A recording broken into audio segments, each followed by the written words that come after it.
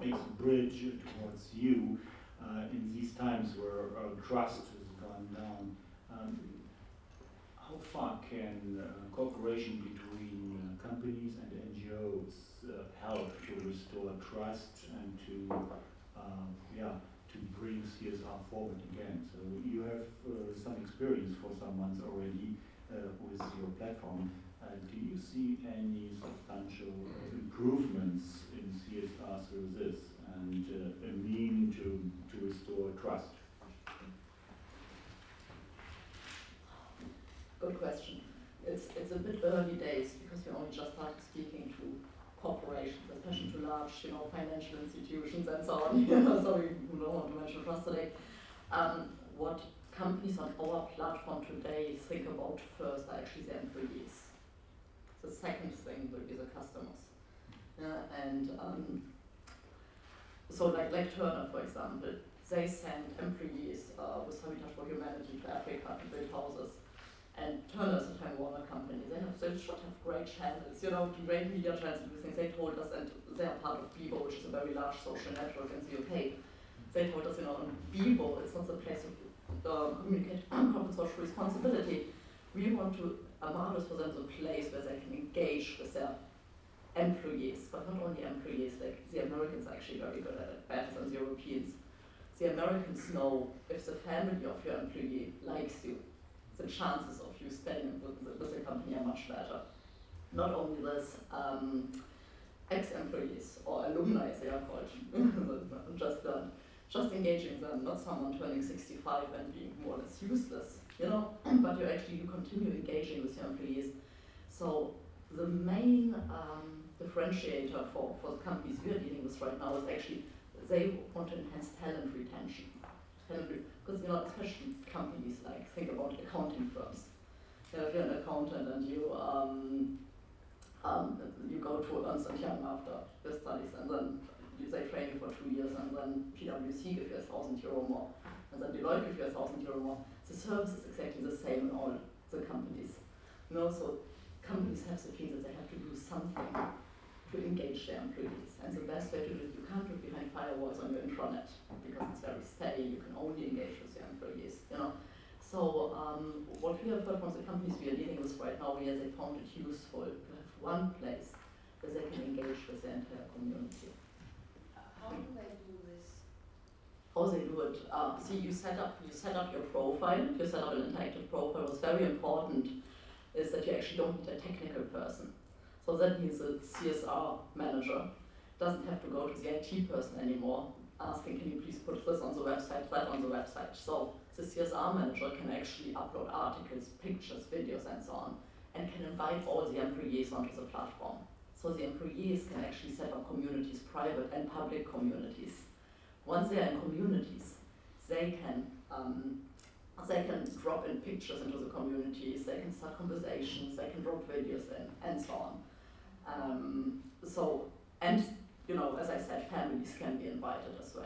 And at the same time, you have the NGOs on the platform. So, if we are also talking to Starbucks, and Starbucks are doing an awful lot on the community engagement space.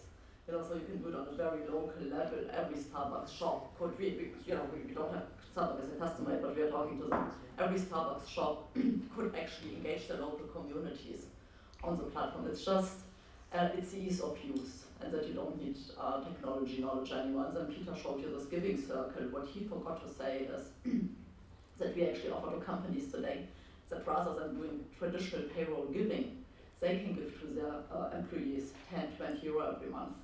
And the employees can actually spend the money to the causes which they are passionate about. Because one of the challenges that we have seen, we are based in Dublin, and Dublin became very multinational. So you have all these big companies which are very proud that they have such a diverse workforce. But on the other hand, they choose 3 Irish charities which their employees can support. And employees are saying, no, I want to give back to my local community in Romania or in Belarus, or so we really try to build this one platform where people can easily engage. And what we notice now is that charities and companies as well, that they actually upload content over the weekend now, because as I said, you don't need a webmaster for it anymore. I have a question. Is the purpose of the website is networking, communication, awareness building, or is it also to have an impact on the real world, to let people meet and NGOs with companies and implement real projects, or is it only negative fit? No, that's very important for us. We see the internet as a pure communications channel. It's one channel, but at the end of the day, where the impact should happen is in the real world. And what we see is that the community engagement, which is happening in the real world, is just being transferred onto our platform. You know, so that it doesn't only happen, you don't volunteer once a month or once in 2 months, but you can actually engage with your community on an ongoing basis. But you can also run in private communities. You can run projects with NGOs and with other organisations. You can make them private, and it's like an internal intranet, except it's outside the firewall. Or you can make them public, where you want many people to join. And what you have said beforehand was trust. That was so important for us. Today on the internet, it's all just about mass, you know, and quantity, and how many eyeballs. And we try to do exactly the opposite. Obviously, we want to have lots of traffic as well. But we try to build a brand, a very kind of trustworthy brand. That's why it was so important for us. It's the organizations which are on our platform are actually real organizations. Many social networks, when you go on, you can just set up a Goldman Sachs profile, you know, having nothing to do with them. So for us, it's very important that we actually do this kind of audit that the organization is a real organization. Okay. Next question. Yeah, please go ahead.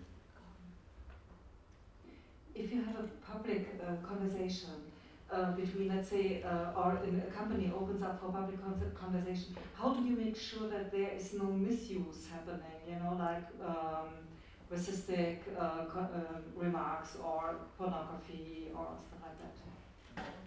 Yeah, on what would be like the homepage of the company, and it's the same for all these non-profits. Like, for instance, UNHCR were terrified of getting negative comments once they came on the platform. I can leave a comment on your corporate homepage, but you have to approve it to be published, and that's your degree of editorial control. Underneath that, you can set up communities where you can be the moderator, and that's a bit more open. So anyone who's a member of the community can upload content, but if they upload content that the moderator feels is inappropriate, he can take it down. Not only can he take it down, he can get rid of the member.